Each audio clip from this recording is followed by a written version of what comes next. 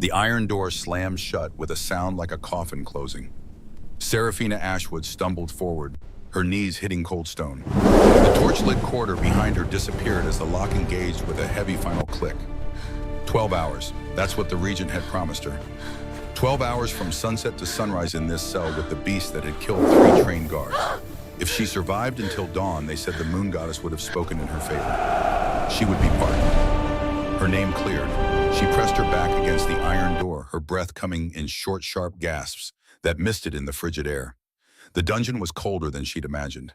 Not just temperature, something else. Something that made her bones ache with wrongness, like the mountain itself was pressing down, trying to crush the life from anything trapped in its depths. The smell hit her next. Blood, old and new, infection. And beneath it all, something wild and wounded that made every instinct scream at her, to claw at the door, to beg the guards to come back to accept execution rather than this. Then she saw him. The wolf was massive, larger than any natural creature had the right to be. His shoulders would reach her chest if he stood. Midnight black fur shot through with silver streaks that caught the weak torchlight like captured starlight. Beautiful, terrifying, utterly wrong. But it was his eyes that stopped her heart. Crimson, glowing with their own terrible light in the darkness. Not the natural gold of a lycan's gaze, but something cursed, twisted, mad. Those eyes fixed on her with predatory focus that promised violence, promised death. The wolf's lips peeled back from fangs as long as her fingers. A growl rumbled from his chest so deep she felt it through the stone beneath her feet, vibrating up through her bones like an earthquake beginning. Silver chains bound him. Thick collar around his throat, running to all 4 massive paws anchored to iron rings embedded in the walls and floor. The chains glowed with ugly purple-black magic that pulsed visibly even in the dim light. And where the cursed metal touched his flesh, it burned. Smoke rose from the contact points in thin, sickly streams. The wounds beneath were terrible. Burns that had eaten deep into tissue, infected and weeping. Some so old they had scarred over only to be burned open again by the cursed metal's constant contact. Serafina's gentle heart broke looking at them. Then the wolf lunged. She screamed as chains snapped taut with a sound like thunder. He stopped perhaps 6 feet away, the enchanted restraints holding despite the tremendous force. His jaws snapped shut inches from where her face would have been if she hadn't flinched back against the door.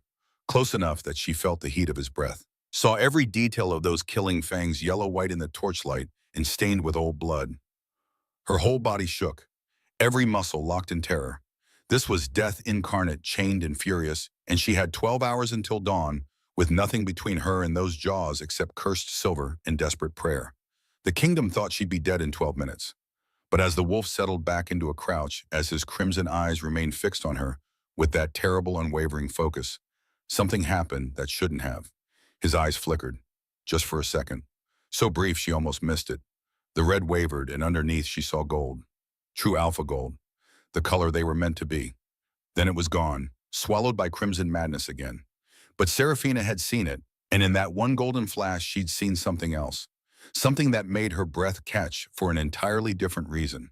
Awareness, consciousness. Someone trapped inside the beast, drowning in forced rage, fighting desperately not to be lost. She pressed harder against the iron door, her mind racing.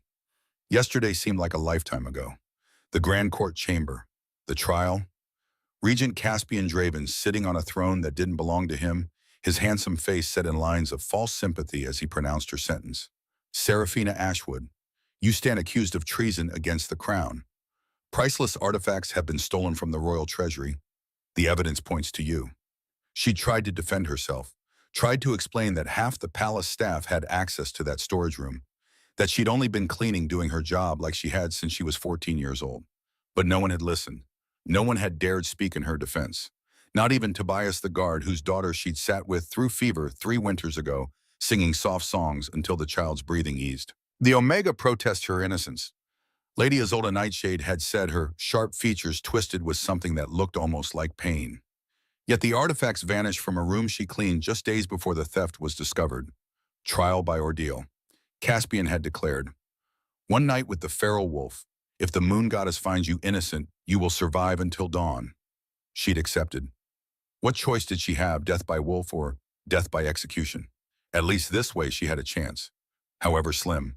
They dragged her down endless stone corridors, past empty cells with rusted hinges, deeper and deeper into the mountain's heart until even the bravest guards had hesitated at the final door. Guard Tobias had unlocked it with shaking hands, his eyes full of apology.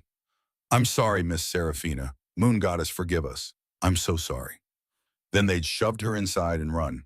Now here she was, alone in the dark with a monster, 12 hours stretching before her like eternity.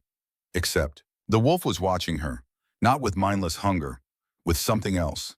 His massive head tilted slightly, crimson eyes tracking her every movement, every breath. And then she saw it again. The flicker of gold. Longer this time. A full second where the madness receded and something aware looked out at her. Seraphina's heart hammered so violently she thought her ribs might crack. But beneath the terror, something else stirred. Something her Omega nature recognized on an instinctive level. This wasn't a feral beast. This was someone being tortured. She looked at him. Really looked. Past the snarling facade, past the bared fangs, and the promise of violence. The wolf was trembling. Not just with rage, but with exhaustion. His ribs showed clearly through his magnificent coat. He was starving, slowly wasting away. The silver chains didn't just burn his flesh. They were killing him by inches. The cursed magic in them poisoning his blood, crushing his consciousness beneath waves of enforced madness. A water bucket sat just within his reach, but positioned awkwardly where his muzzle, constrained by the thick silver collar, couldn't properly angle to drink from it. No creature deserved this. No one, regardless of what they'd done or who they were, deserved to be tortured like this. Seraphina made her decision before she could talk herself out of it. She pushed away from the door. Slowly, deliberately, her hands held out where the wolf could see them, palms open, non-threatening. The wolf's entire body went rigid with tension, every muscle coiled tight, ready to strike. But Seraphina kept moving, kept talking, falling into the calm cadence her grandmother Alara had taught her for soothing frightened children. "I'm going to help you." Her voice came out steadier than she felt. "I'm not going to hurt you. I just want to help." She reached the water bucket, still just beyond what she judged to be his strike range, though the margin was terrifyingly small. Carefully moving with deliberate slowness, she repositioned it to where he could actually drink without straining against the collar's cruel angle. The wolf watched her every movement, his crimson eyes tracking her with predatory precision.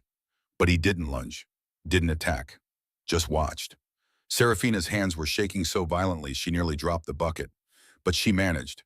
Then she did something that defied every survival instinct, every rational thought, every warning her mind screamed at her. She looked at those terrible infected burns, at the flesh rotting beneath cursed silver, and she couldn't bear to leave them untreated. She reached down and tore strips from the hem of her gray servant's dress, the fabric ripping with soft sounds that echoed in the silent cell. She wouldn't need fancy clothing to die in. And if she was going to die anyway, she would die trying to ease someone's suffering. That was who she was, who she would always be. Seraphina dipped the cloth strips in the water, wringing them out carefully. Then, hands trembling so violently she nearly dropped the makeshift compress, she took a step forward. Then another, moving into range, moving to where those jaws could close around her throat in a single strike. The wolf could kill her now. One lunge, one bite, and it would be over. But he went completely still. Every muscle locked in place, his body frozen in a tension that seemed almost painful. His eyes, those terrible crimson eyes, fixed on her face with an intensity that stole her breath. Seraphina knelt slowly beside him, her movements gentle and deliberate. She reached out with the wet cloth. When it made contact with the worst of the burns on his foreleg, the wolf flinched. A sound escaped him. Not a growl, not a snarl, a whimper. A sound of pure pain that carried in it something unmistakably heartbreakingly human. "I know," Seraphina whispered, her eyes stinging with tears she hadn't realized were falling. "I know it hurts. I'm sorry. I'm so sorry." She worked carefully, tenderly, cleaning the infected wounds with a gentleness that had soothed countless fevered children and injured servants over the years. Her Omega scent grew stronger as her emotional state heightened. Lavender and moonlight filling the cell with warmth and calm, wrapping around the tortured wolf like a blanket of peace he hadn't felt in what must have been months of madness and agony. And the wolf remained perfectly still, letting this fragile Omega girl tend his wounds with hands that shook but never hesitated, with a compassion that transcended species and circumstance and the certainty of death. As her fingers moved across the infected burns, cleaning away poison and rot, Seraphina felt something extraordinary begin to happen. Her grandmother's moonstone pendant, hanging against her chest beneath her dress, began to glow. Faintly at first, then stronger. silver light pulsing in rhythm with her heartbeat. The wolf's eyes flickered again, gold pushing through the crimson like dawn breaking through storm clouds. And then the visions came. The moment her fingers touched the silver collar at his throat, memories slammed into her with physical force. Not hers. His. She gasped, nearly pulling away, but something held her there. Some need to see, to understand. The visions flooded through her mind like a river breaking through a dam. A grand ceremonial chamber deep beneath a palace. Torches burning with purple-black flames. A circle of figures in formal regalia. And in the center, a man. Tall, powerfully built, dark hair falling in waves. Strong angular features that spoke of noble lineage. Eyes burning gold with alpha authority. He held a ceremonial chalice. The figures around him urged him to drink. Ancient tradition, they said, to honor the moon goddess during the blood moon's most powerful phase. The man drank, and the magic hit him like a physical blow. Dark, terrible, wrapping around his consciousness like chains more binding than any silver. His body shifted to wolf form involuntarily despite his attempts to resist. And then the transformation wouldn't stop. The beast rose, consciousness drowning beneath waves of rage and instinct. Seraphina saw faces in the circle, recognized them. Caspian Draven, handsome, ambitious, watching the transformation with satisfaction. Lady Isolde Nightshade, eyes full of tears, hands trembling as she clutched ancient texts. Not satisfaction on her face. Horror. Guilt. Commander Garrick Ironhand, scarred, brutal, smiling as the cursed king fell. Chancellor Dorian Vale, nervous, sweating, looking like a man being forced to witness murder. The vision shifted, showed her the man before the curse, sitting on a throne, wearing a crown. Reviewing petitions with patience and fairness, training with his guard, laughing with servants who loved him. A king, a good king, beloved by his people. And then his name surfaced from the memories like a drowning man gasping for air. Theron Blackthorn, king of Silvercrest, missing for 6 months, presumed dead or abandoned, while his beta regent seized power in his absence. Seraphina's breath stopped in her throat. "You're him," she whispered, pulling her hand back to stare at the massive wolf before her. "You're King Theron Blackthorn." The wolf the king made a sound, not a growl, something closer to words trying to form in a throat that had forgotten how to make them. Then he nodded, a small movement, barely perceptible, but clear and deliberate, a conscious gesture that no feral creature could make. Seraphina's mind raced pieces, clicking into place with devastating clarity. The kingdom's beloved king hadn't abandoned them, hadn't died in the wilderness or succumbed to illness, or any of the dozen rumors that had circulated through the servants' quarters. He'd been cursed, by his own counsel, trapped in beast-form consciousness, slowly crushed beneath enforced madness, while they ruled in his absence, and she'd been sentenced to die by his jaws. "They cursed you," she said, understanding blooming like poison flowers in her mind. "The same people who condemned me. Caspian Draven, Lady Nightshade, all of them. They cursed their own king."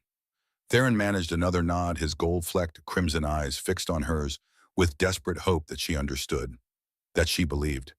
"And now they're eliminating anyone who might be a threat." Seraphina continued, her voice growing stronger as the full picture emerged. "Anyone who might figure out the truth or question their authority." The memories had shown her more than just the curse. She'd seen glimpses of the past 6 months. Servants who'd questioned the official story facing sudden accusations of disloyalty. Guards who'd wondered why the regent insisted on keeping the feral wolf alive rather than executing it, finding themselves reassigned to distant outposts. Anyone connected to the old Blackthorn loyalists meeting unfortunate accidents, or like her facing charges of treason. "They condemn me because—" Seraphina's throat tightened. "Because I cleaned that storage room. Because someone with the Ashwood name with my grandmother's bloodline might eventually sense something wrong. Might speak against injustice. Might—" She trailed off, looking at this magnificent creature chained before her. At the king trapped inside the beast, at the injustice of it all. "So we're both victims of the same bastard," she said. And despite everything, despite the terror and the hopelessness and the certainty of death, she felt a laugh bubble up, bitter and dark. "Fantastic." Theron made a sound that might have been agreement, or might have been the closest thing to a laugh the cursed wolf could manage. For a moment, silence fell between them. Not comfortable, not peaceful, but something, a connection forming in the darkness. Two condemned souls recognizing each other's pain. Then Seraphina felt it. A pull, ancient as the mountains, powerful as the tide, drawing her toward him with a force that had nothing to do with logic or choice or survival instinct. Her omega nature surged to the surface, recognizing something in him that called to the deepest part of her soul. The moonstone pendant flared brighter silver light, filling the cell, and the pull intensified, became undeniable, overwhelming. Her scent changed, still lavender and moonlight, but richer now, warmer. Omega sweet in a way that made Theron's entire body shudder. His crimson eyes blazed brighter, but underneath the gold was rising, fighting, pushing through the curse with strength that shouldn't have been possible. Seraphina's breath came faster, her heart racing not with fear now, but with something else, something that made her skin tingle and her blood sing and her very soul reach out toward his. "What is this?" she whispered. But even as she asked, she knew. Her grandmother's bedtime stories. Whispered lessons about the sacred bond between true Alpha and Omega. The link that transcended choice or circumstance. That was written in the stars and blessed by the moon goddess herself. Mate bond. This was the mate bond. This impossible, undeniable connection. The Wolf King Theron felt it too. She could see it in the way his body trembled. Not with rage or pain now, but with recognition. With longing so profound it hurt to witness. His alpha nature surged beneath the curse, fighting for dominance, struggling to break free, to claim what was his, to protect what the moon goddess herself had destined for him. And the curse sensed it. The purple-black magic in the chains flared violently. The spell that had bound Theron for 6 months recognized the threat. Mate bonds were powerful, ancient, the kind of magic that could break curses designed to be unbreakable. The curse wouldn't surrender without a fight. Theron's body convulsed, his spine arched impossibly. Bones cracked and reformed with sounds that echoed off the stone walls. His fur began to shift, pulling back into skin that emerged pale and scarred beneath. For one brief, precious moment, Seraphina saw him, the man beneath the curse. Tall, broad-shouldered, warrior's frame marked by muscle and scars. Dark hair matted and disheveled. Strong features twisted with pain and effort. And those eyes. Gold now. Burning gold. Looking at her with an intensity that made her heart stop. Authority that had commanded armies. Strength that had ruled kingdoms. And something fierce and protective and utterly focused on her that made her knees weak. "Seraphina," he managed to say, his voice hoarse from months without human speech. Raw and gravelly, but carrying unmistakable command beneath it. "Run. Curse will. Fight." Then the dark magic slammed back with brutal force. The transformation reversed violently. Human form flickering back to wolf. But this time the beast that emerged was different. More feral, more dangerous. Completely consumed by rage that wasn't his own, but forced upon him by a curse fighting for its existence. The chains groaned under the strain. One anchor in the wall cracked. Stone dust falling. Purple-black light exploding from the point where enchanted metal met rock. Theron's eyes were pure crimson now. All the gold drowned beneath curse-driven madness. His snarl shook the foundations of the cell. Every ounce of consciousness he'd clawed back was being crushed beneath the spell's desperate assault. He was losing himself, right before her eyes. And if the curse won permanently, if it dragged him down into permanent madness, Seraphina would die. Not just from his jaws, but from the severing of a mate bond that had barely begun to form. The breaking of a connection the moon goddess herself had blessed. She should run, should scream for the guards, should do anything except what she was about to do.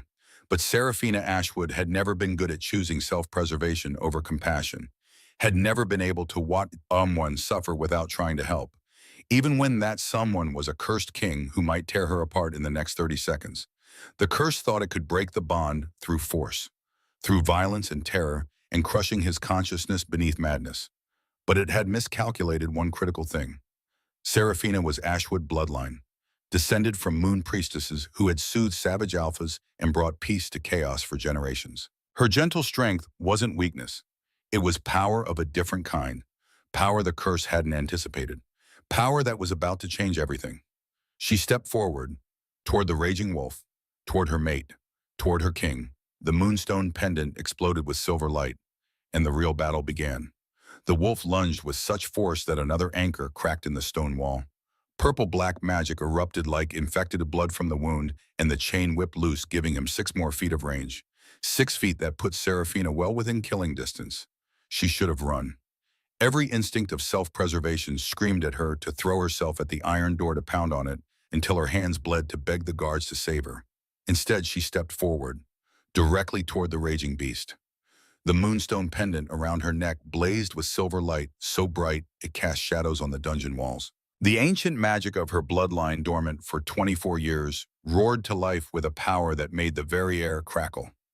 Theron Blackthorn. Her voice rang out, and it wasn't the small, trembling voice of a servant girl anymore. It was something else, something that carried the weight of generations of moon priestesses who had stood between chaos and civilization, who had soothed savage alphas when the beast threatened to consume the man. Hear me! The Omega command in those two words hit the wolf like a physical blow. His lunge faltered mid-strike. Crimson eyes widened with something that might have been shock. No one commanded an alpha, especially not an Omega, especially not a cursed alpha lost to madness. But Seraphina wasn't just any Omega. The Ashwood bloodline ran deep, ancient, blessed by the moon goddess herself for this exact purpose, to be the gentle strength that could stand against the storm and not break. She raised her right hand. Without hesitation, without looking away from those burning crimson eyes, she dragged her thumbnail across her left palm. The cut wasn't deep, didn't need to be, just enough to draw blood. Ancient words rose to her lips, words she'd never learned but somehow knew. Her grandmother's voice echoing across the years, across death itself, teaching her granddaughter what she would need to survive this night. By moon and blood, by bone and breath, I call you back from darkness. The silver light from her pendant intensified.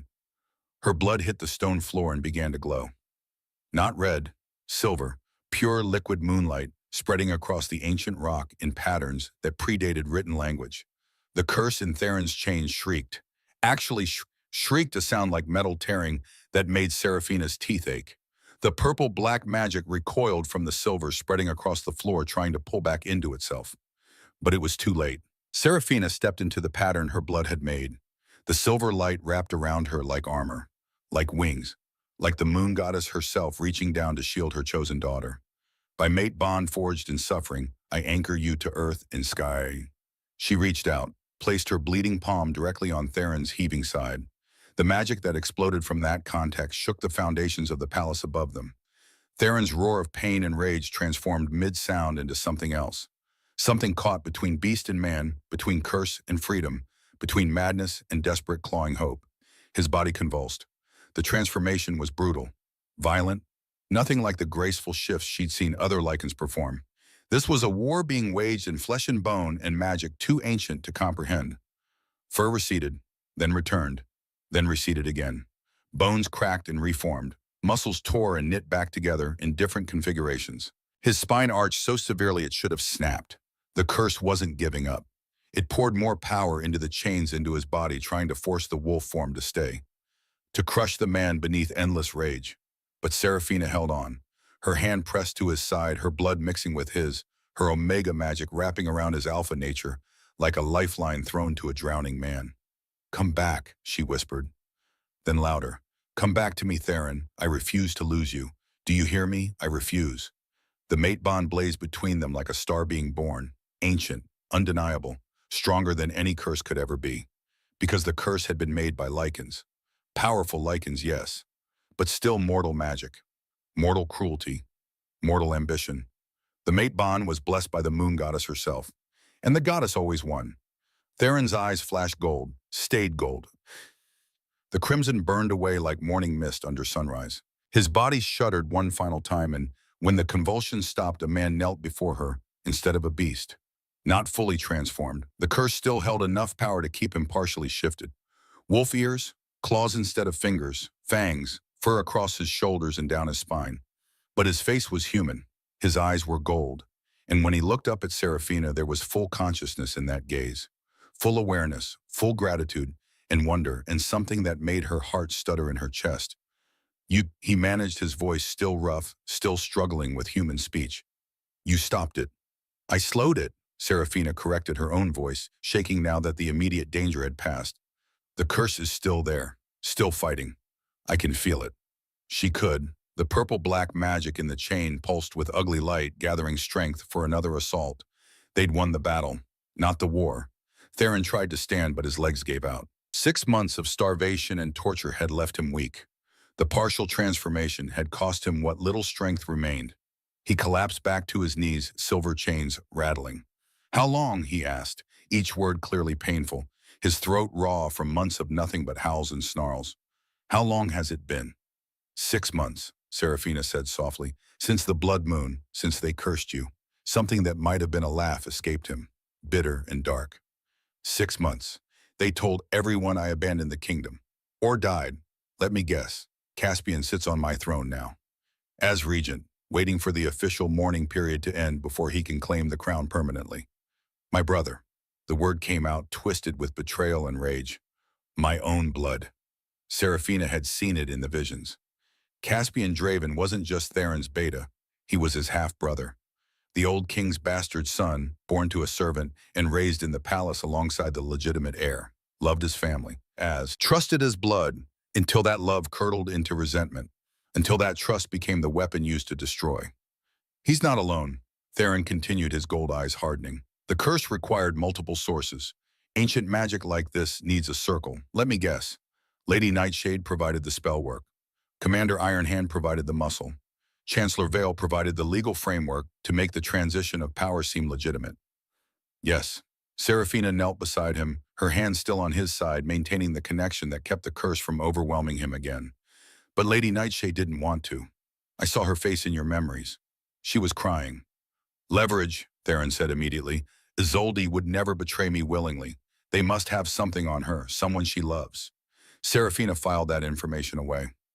If true, if Lady Nightshade had been forced into this conspiracy, she might be turned, might become an ally instead of an enemy. They would need allies if they had any hope of surviving what came next. "They framed you too," Theron said. "It wasn't a question. To get you in this cell, with me. Artifacts stolen from the royal treasury, found evidence planted in my quarters. I'm nobody, a servant, easy to condemn, easy to throw away." "No." The word came out sharp, commanding. Theron's hand, still half-clawed, reached up to cup her face with a gentleness that contradicted the predatory features. "You're not nobody. You're Ashwood bloodline, Moon Priestess blood. The old magic runs in your veins. That's why they feared you. That's why they wanted you dead." "I didn't know," Serafina whispered. "My grandmother died when I was 10. She tried to teach me, but I was too young. I didn't understand." "You understood enough." His thumb traced her cheekbone. The gesture should have been terrifying. Those claws could tear her throat out with barely any pressure. But all she felt was warmth, safety, the bone-deep certainty that this man would die before he let harm come to her. "You understood enough to save me, to break through 6 months of curse madness, to give me back my mind." The mate bond pulsed between them, stronger now, more defined. She could feel him through it, his pain, his exhaustion, his fierce determination not to show weakness, his wonder at finding his mate in the worst possible circumstances. And underneath it all, buried beneath the immediate crisis, a love already growing. Inevitable as sunrise, undeniable as the moon's pull on the tide. "We need to finish breaking the curse," Serafina said. "This is only partial. It's going to fight back again, and next time I might not be strong enough to resist," Theron finished, his jaw clenched. "I can feel it, waiting, gathering power." As if summoned by his words, the chains flared with purple-black light. Theron gasped, his body jerking. The wolf form tried to surge back, fur spreading across his chest, fangs lengthening. Serafina's magic pushed back, wrapping around him in silver light. The battle raged for a few seconds before subsiding, but it cost them both. She could see the strain in Theron's eyes, could feel her own power draining. They couldn't keep this up all night. The curse was too strong, too deeply rooted, and she was just one untrained Omega with bloodline magic she barely understood. "There has to be a way," she said, "a full ritual, something to break it completely." "The spell that cursed me was ancient," Theron said. "Blood magic, multiple sources, performed during a blood moon at the height of its power. Breaking it would require—" He stopped, his eyes widening. "What?" Serafina demanded. "Equal magic, equal sacrifice." His gaze locked on hers. "The mate bond is powerful, ancient, but it needs—" He trailed off, clearly thinking, piecing together fragments of knowledge. "I studied curse breaking when I was younger. My mother was interested in the old ways. She made me learn. What does it need? Serafina pressed. Before he could answer, a sound echoed through the dungeon levels above them. Footsteps. Multiple sets. Heavy boots on stone. Getting closer. Theron's head snapped up, his wolf hearing, far superior to hers, even in partial form. His lips pulled back from his fangs, a growl building in his chest. Guards, he said. Coming here. Serafina's blood ran cold. But it's not dawn yet. They're not supposed to check until sunrise. Unless, Theron's eyes met hers and she saw the terrible understanding there. Unless Caspian knows. Unless he sensed the curse weakening. Unless he sent them to make sure you're dead and I'm still imprisoned. How would he know? The curse is tied to him. He was the primary caster. He'd feel it if the magic started to break.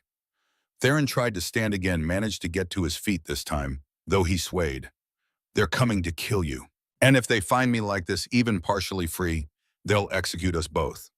The footsteps grew louder, closer, maybe 2 levels up, maybe 3, hard to tell in the echoing stone corridors. Can you shift fully? Serafina asked urgently. Back to wolf form. Make them think nothing's changed. No. Frustration and rage twisted his features. The curse won't let me choose. It's fighting me for control. If I let the wolf form take over, I might not be able to come back. They had maybe 5 minutes, maybe less. And Serafina had no plan, no weapon, no way to fight trained guards who would have silver-tipped spears and blessed weapons designed to kill even cursed lichens. The pendant against her chest pulsed with warmth, comforting, trying to tell her something. Trust. The word whispered through her mind in her grandmother's voice. Trust the goddess. Trust the bond. Trust yourself. Hide, Serafina said suddenly, in the shadows, behind me. I won't hide behind my mate while she... You're weak, barely able to stand, and they can't know the curse is breaking. She pushed him surprisingly strong for her size toward the darkest corner of the cell where the torchlight didn't quite reach. Let me handle this. Serafina, trust me. Their eyes locked. The mate bond sang between them. And despite every alpha instinct screaming at him to protect her, to stand between her and danger, Theron moved into the shadows.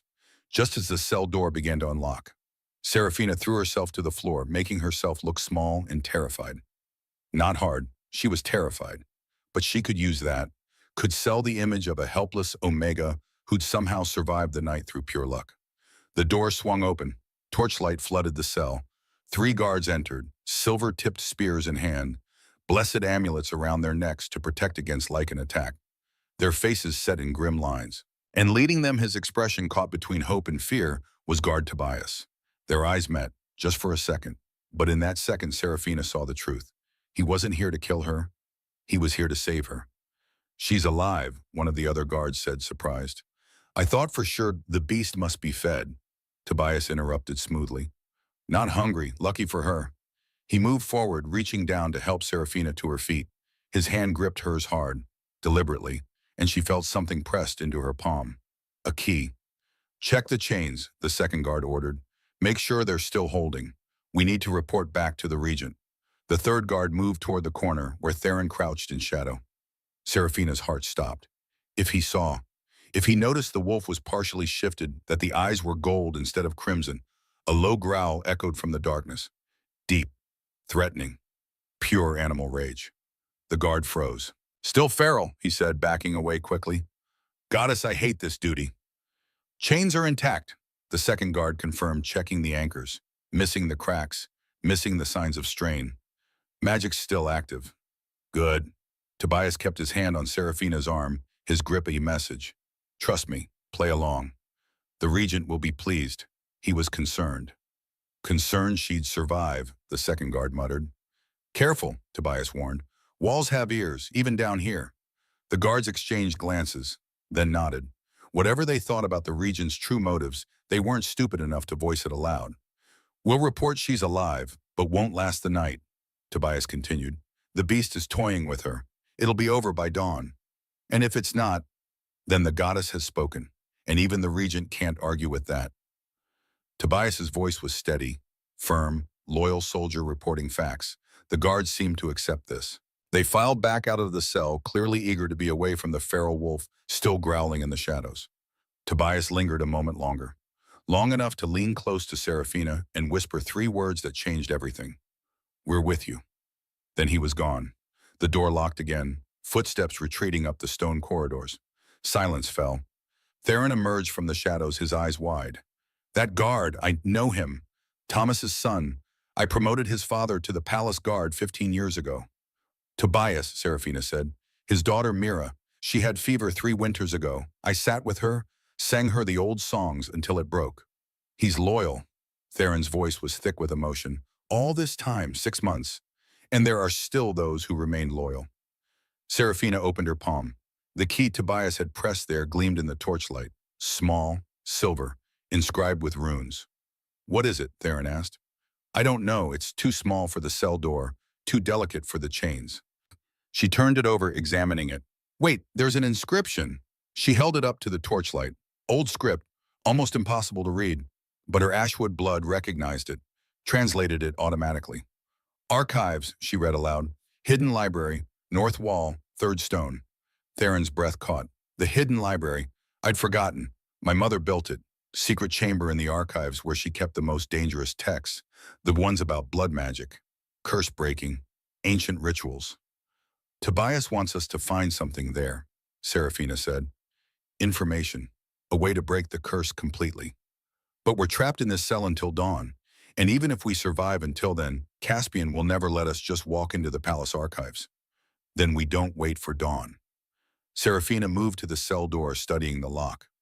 "Tobias gave us this key for a reason. Maybe not to escape the cell, but maybe—" She trailed off, her mind racing. "The chains. Your chains. They're secured with locks too, different from the door, but similar mechanism." She moved to the nearest anchor point. The lock there was complex, enchanted, but the key Tobias had given her was also enchanted. She could feel the magic thrumming in it. "It might not work," Theron warned, "and if we set off the alarm spells, we're dead anyway if we stay here until dawn and that curse fighting us both." Serafina inserted the key into the lock. For a moment, nothing happened. Then the runes on the key flared with silver light. The lock clicked, opened, one chain fell away. Theron gasped as the pressure on that limb released. The curse magic in that particular restraint dissipated. "Again, B," he said urgently. "Quickly." Serafina moved to the second anchor, the third, the fourth. Each time the key worked, each time another chain fell away, until only the collar remained. "This one's different," Serafina said. The collar was thicker, older. The curse magic in it was the source. The chains had just been restraints. This was the true prison. "Leave it," Theron said. "We don't have time, and I can move now. Fight if I need to. But the curse is still there, but weaker. Without the chains amplifying it, I can control it better." He stood, rolled his shoulders, testing his range of motion. Even with the collar even partially shifted, he radiated power, danger, alpha authority that had commanded armies, her mate, her king, and they had until dawn to figure out how to save him completely. "The library," Serafina said. "Tobias wanted us to find something there, information about breaking the curse." "Then we go. Now." Theron moved to the cell door. His claws made short work of the lock from the inside. The enchantments were designed to keep things in, not to stop someone with inhuman strength from breaking out. The door swung open. Freedom. For the first time in 6 months, Theron Blackthorne stood outside his prison cell. But even as relief flooded through Serafina, a new sound echoed through the dungeon levels. Alarm bells, ringing through the palace above. Someone had noticed the guards returning too quickly, had checked the observation crystals, had seen the empty chains. They had minutes, maybe less. Theron grabbed Serafina's hand. "Run." And together they fled into the darkness of the dungeon corridors, racing against time and betrayal, and a curse that still wanted to consume them both. Behind them, shouts echoed, orders barked, soldiers mobilizing. The hunt had begun. But what Caspian Draven didn't know, what he couldn't have anticipated, was that his cursed king was no longer alone. He had his mate, his moon priestess, his destined queen, and together they were far more dangerous than he'd ever imagined. They ran. Through corridors black as pitch, where torchlight had long since burned out, and only Theron's enhanced vision kept them from slamming into walls. Through chambers that reeked of mold and forgotten death. Through passages so narrow they had to turn sideways, stones scraping against their shoulders. Behind them, the alarm bells screamed. Voices echoed through the dungeon levels. Orders barked. Boots hammering stone in pursuit. Serafina's lungs burned. Her legs screamed, but Theron's hand gripped hers like iron, pulling her forward, his partially shifted form, moving with inhuman speed even weakened from 6 months of starvation. Left, he gasped, yanking her down a side passage she hadn't even seen. Service tunnel, hasn't been used in decades. The passage was narrower, darker, but the sounds of pursuit faded behind them. Whoever was chasing them had missed the turn. They ran for what felt like hours but was probably only minutes. Up worn stairs that spiraled through the mountain's heart, past ancient doors sealed with rust and neglect. Higher and higher until Seraphina thought her heart would burst from her chest. Then Theron stopped so suddenly she slammed into his back. Here, he said. They stood before a wall, solid stone, no door, no markings, nothing to indicate this spot was any different from the rest of the forgotten tunnel. But Theron pressed his palm against a specific stone, third from the corner, eye level, and whispered something in a language Seraphina didn't recognize. The wall shuddered, then swung inward with a grinding sound that made her wince. Beyond lay a chamber that took her breath away. The hidden library. Shelves carved directly into living rock stretched from floor to ceiling. Thousands of books, scrolls, tablets inscribed with text so old the language had been dead for centuries. And in the center a reading table where dust lay thick as snow. But someone had been here recently, very recently. Footprints in the dust, leading to one specific shelf, where one book sat pulled slightly forward as if waiting to be noticed. Tobias, Seraphina breathed. He came here, left this for us. Theron pulled the book free, leather binding cracked with age, pages brittle as autumn leaves. But the text was legible, written in the old tongue, but his mother had made sure he could read it. He scanned the pages, his expression growing darker, more determined. Then he looked up at Seraphina, and she saw something in his gold eyes that made her stomach clench. The curse can be broken completely, he said. But the ritual requires 3 sources of blood, king, priestess, and... He paused, swallowed hard. And the one who cast it. Caspian, Seraphina's voice was flat. We need Caspian's blood. Or another who participated in the original curse, someone from the circle. His eyes dropped back to the text. Lady Isolde was part of the casting. Her blood would work. But she was forced into it, Seraphina said. You said yourself she must have had leverage used against her. Doesn't matter for the magic. Intent isn't required, only participation. Theron turned more pages, reading rapidly. Here, the ritual must be performed at dawn, under the first rays of sun after the darkest point of night, with mate vows spoken, blood mingled, and sacrifice offered.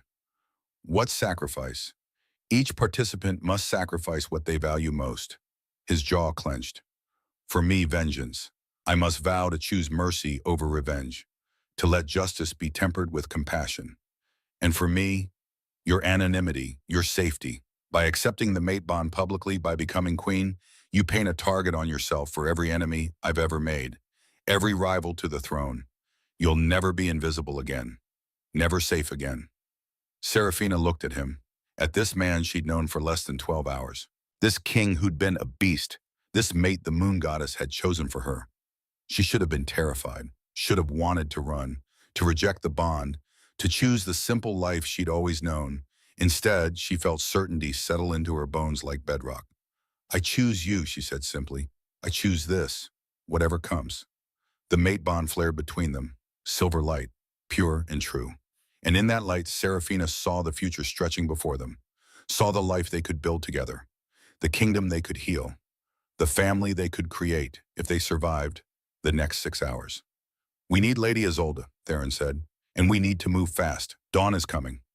As if summoned by her name, a voice spoke from the chamber's entrance. I've been waiting for you. They spun. Seraphina's hand went to the moonstone pendant. Theron moved in front of her, claws extending, ready to fight despite his weakened state. Lady Isolde Nightshade stood in the doorway. Not in the formal regalia Seraphina had seen at the trial, in simple traveling clothes. Her dark hair loose around her shoulders, and her eyes, usually so sharp and calculating, were red from crying. Your Majesty, she said, dropping into a formal curtsy. Forgive me, please, I beg you, forgive me. Your daughter, Theron said. Not a question. He took your daughter. Isolde's composure cracked. Tears spilled down her cheeks. Lyra, my only child. Caspian's men took her 2 weeks before the blood moon ritual. Said if I didn't help cast the curse, they'd kill her. I tried to sabotage it.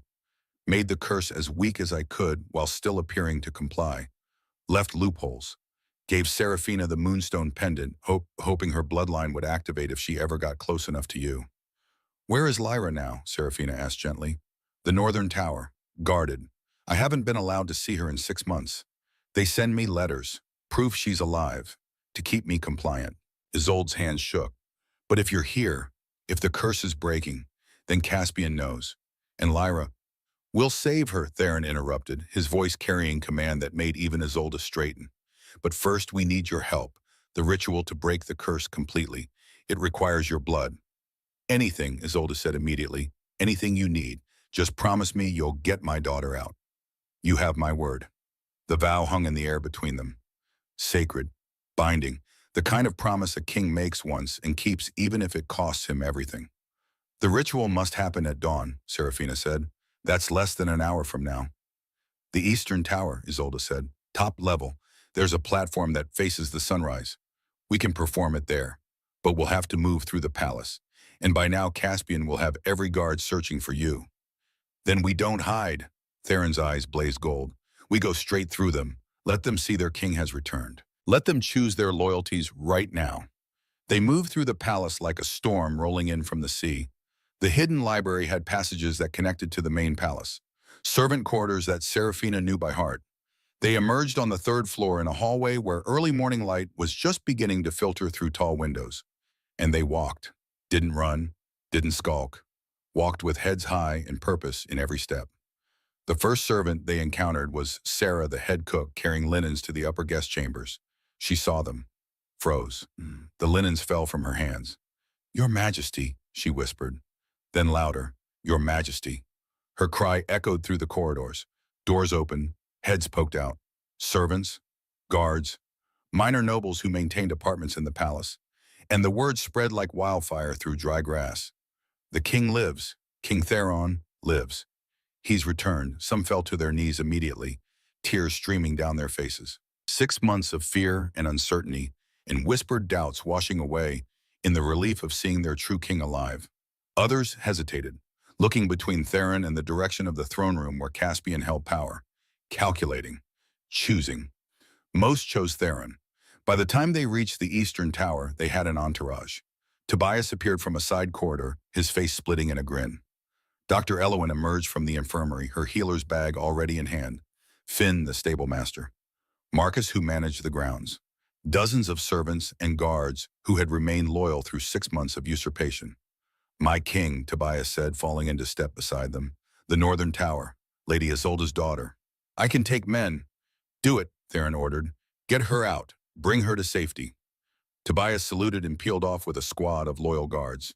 They climbed the Eastern Tower stairs, higher and higher as the sky beyond the narrow windows shifted from black to deep blue to purple-pink. Dawn was coming fast. The top platform was open to the sky. Stone floor, waist-high walls, and a perfect view of the eastern horizon where the sun was about to break. Quickly, Isolde said, pulling a knife from her belt. We have minutes at most. The ritual was simpler than Seraphina expected, and infinitely more difficult. They stood in a triangle, Theron facing east, Seraphina south, Isolde north, the rising sun painting the sky in shades of fire.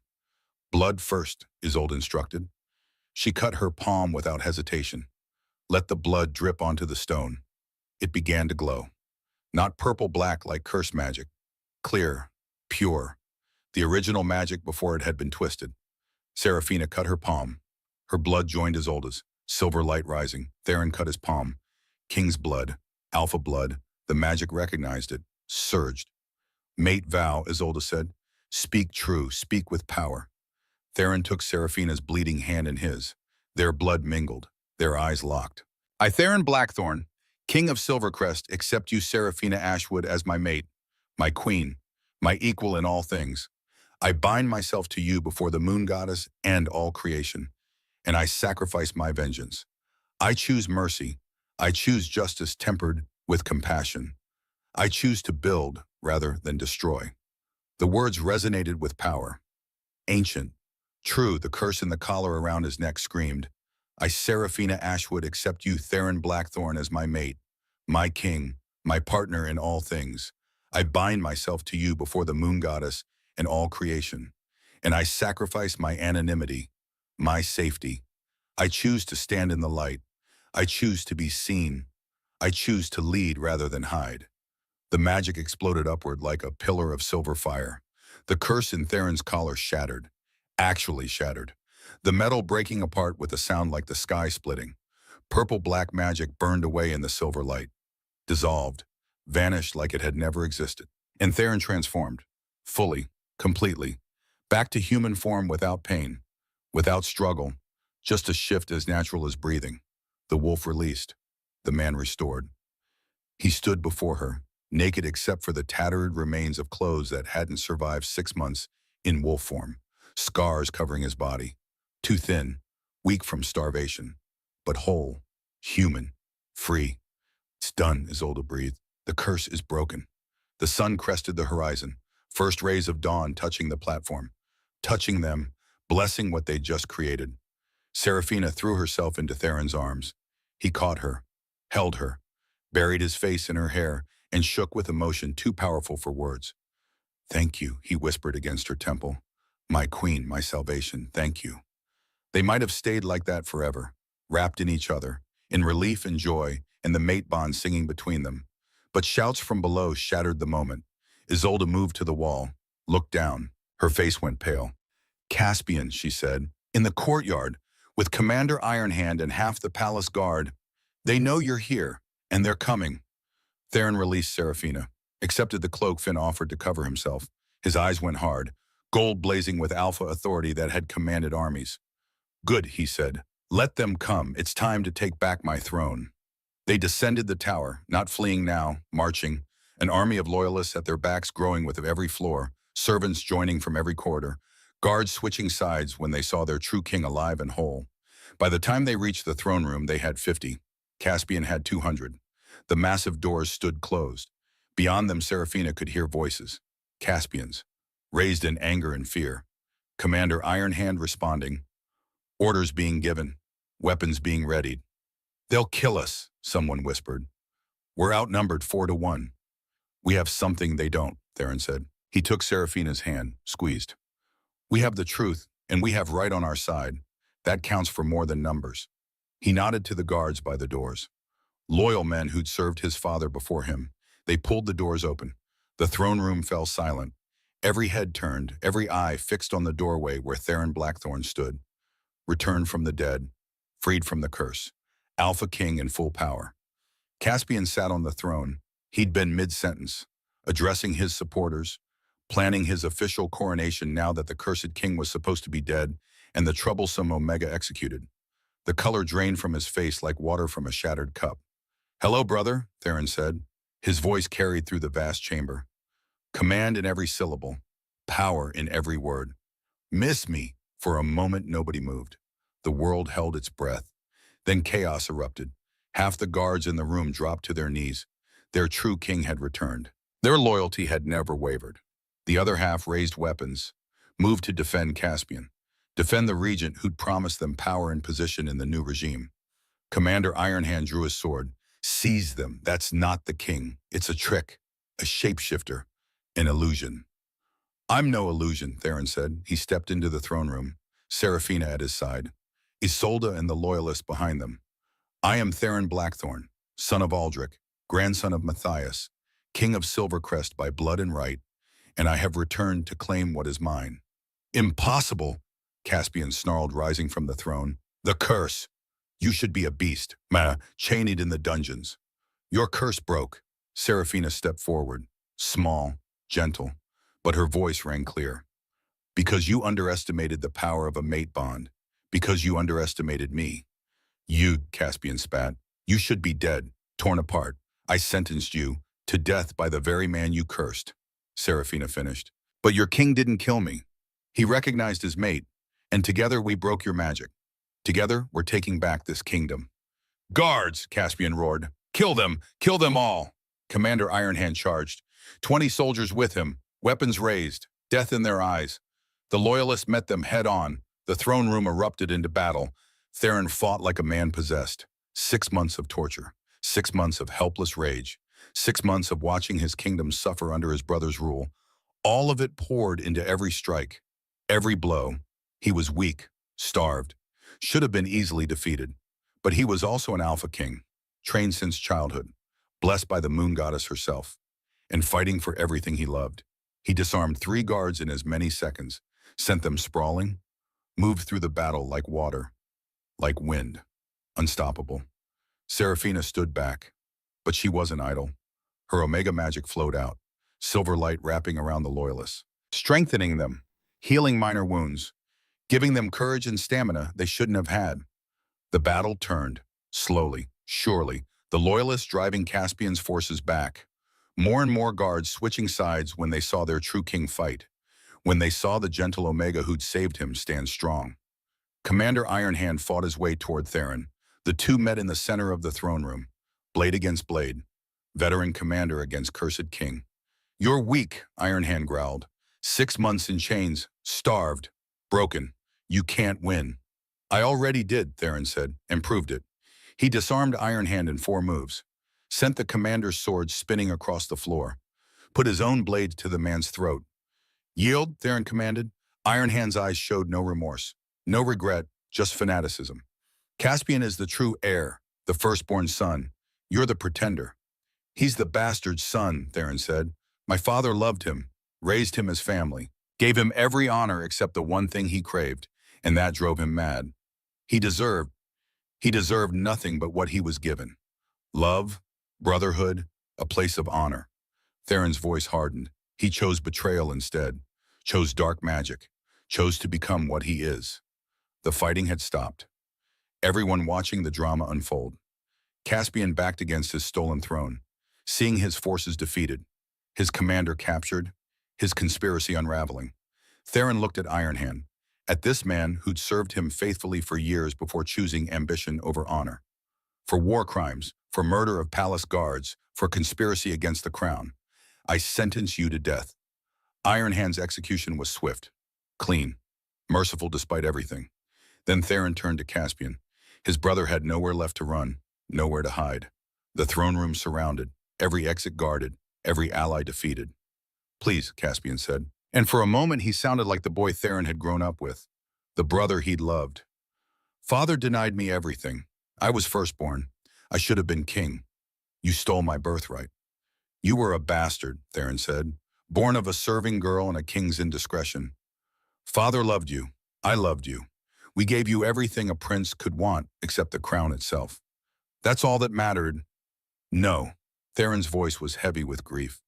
"What mattered was family, brotherhood, love, and you threw it all away." He raised his sword. Every eye in the throne room watched, waited for the execution, for justice, for the traitor to pay for his crimes. The blade touched Caspian's throat. One thrust. That's all it would take. One strike to end the betrayal, end the conspiracy, end 6 months of suffering. Seraphina's voice cut through the silence. "You vowed to sacrifice vengeance." Theron froze, the sword steady, his hand not shaking. But his eyes met Seraphina's across the throne room. "You vowed to choose mercy," she said gently, "to choose justice tempered with compassion. Don't become what he is. Don't let him turn you into a kinslayer." The throne room held its breath. Theron stood there, sword at his brother's throat, vengeance within reach, everything in him screaming to strike, to end this, to make Caspian pay. But he'd made a vow, before the moon goddess, before his mate, before the magic that had freed him. He lowered the sword. "You're right," he said to Seraphina. Then to Caspian, "I vowed mercy, so I give you this. Exile, permanent. You'll be stripped of all titles, all lands, all honors, escorted to the border. And if you ever return to Silvercrest, if I ever see your face again, the mercy ends." "You're letting him live," someone shouted. "After everything." "I'm letting him live with his shame," Theron said. "Death would be mercy. He gets none. He gets to spend the rest of his life knowing he had everything and threw it away for bitterness. That's a worse punishment than any execution." Guards came forward, took Caspian. He didn't resist, didn't speak, just stared at Theron with something that might have been hatred, or might have been grief for the brotherhood they'd lost. Then he was gone, led away to exile, to a life of wandering and shame and memories of what might have been if he'd chosen differently. The throne room slowly emptied, justice served, order restored. The crisis passed. Theron stood before his throne, didn't sit, just looked at the crown sitting on the seat, the crown that had been his father's, his grandfather's, stretching back 1,000 years of blackthorn rule. Serafina came to stand beside him, took his hand. "Are you all right?" she asked softly. "I banished my brother," Theron said, "executed my commander, reclaimed my throne, all in the span of 6 hours since the curse broke." "You showed mercy when you could have taken vengeance," Serafina said. "That makes you a true king." He looked at her. This Omega who'd saved him. This gentle soul who'd stood against darkness and won. This mate the moon goddess had blessed him with. "Will you rule with me?" he asked. "Not just as my queen, as my equal, my partner. Will you help me rebuild what was broken?" "Yes," Serafina said. No hesitation, no doubt. Always. The coronation happened at noon, 6 hours after the curse broke, in the palace courtyard where thousands had gathered.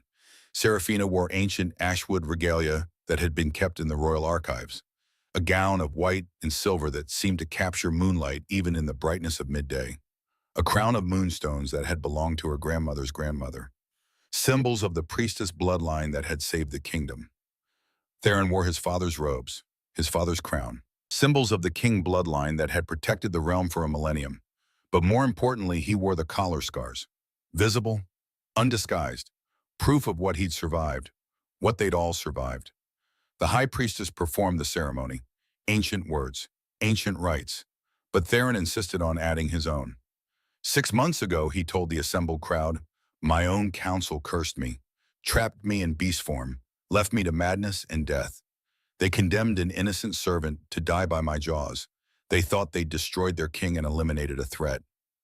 He reached out, took Serafina's hand. "But they gave me the greatest gift. They led me to her." Serafina Ashwood saw a monster and chose compassion, faced death and chose courage, broke a curse magic couldn't. And in doing so, she didn't just save me, she saved all of you. He placed the queen's crown on her head himself. "She is my mate, my queen, my salvation, and yours. And together we will rebuild this kingdom into something better than it was, something worthy of her courage, of her mercy, of her strength." The crowd roared approval, cheers and howls rising to the sky.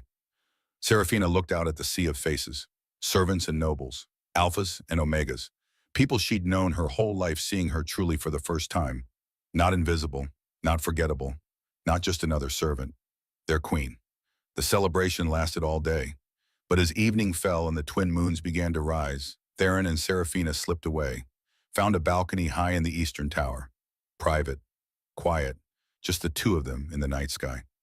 "1 year ago," Serafina said, leaning against the balcony rail, "I was scrubbing floors in this palace. Invisible. Nobody." "You were never nobody?" Theron said, wrapping his arms around her from behind. "You were always who you were meant to be. It just took the rest of us time to see it." "1 year ago, I was a beast in chains," he continued, "lost to madness, lost to curse, lost to hope. And now I'm free, because of you." They stood in comfortable silence, watching the twin moons rise. A rare celestial event. 2 full moons in the same sky. The astronomers said it only happened once every decade. A good omen for a new reign. 6 months from now, Theron said, "Where do you think we'll be?" Serafina smiled, placed his hand on her belly. "Where new life was just beginning to grow. Where the future of the Blackthorn bloodline was already forming. Right here," she said, "together. Building the kingdom we dreamed of. Raising the family we were meant to have." "Perfect," Theron whispered, and kissed her as snow began to fall. The first snow of winter, clean, pure, covering the palace in white, making everything new. Far below in the courtyard, people celebrated. Their king returned, their queen crowned, their kingdom saved. And in the forest beyond the palace walls, something watched. A figure cloaked in shadow, eyes glowing red in the darkness. Waiting, planning. The Blackthorn bloodline lived on, for now. But winter was coming, and with it new threats, new challenges, new battles to fight. But Theron and Serafina would face them together, as mates, as king and queen, as two souls bound by a love strong enough to break curses and save kingdoms. They'd gone from dungeon to throne in one night, from condemned to crowned in one day, and they would rule for a lifetime, together. Always. The end. But also a new beginning.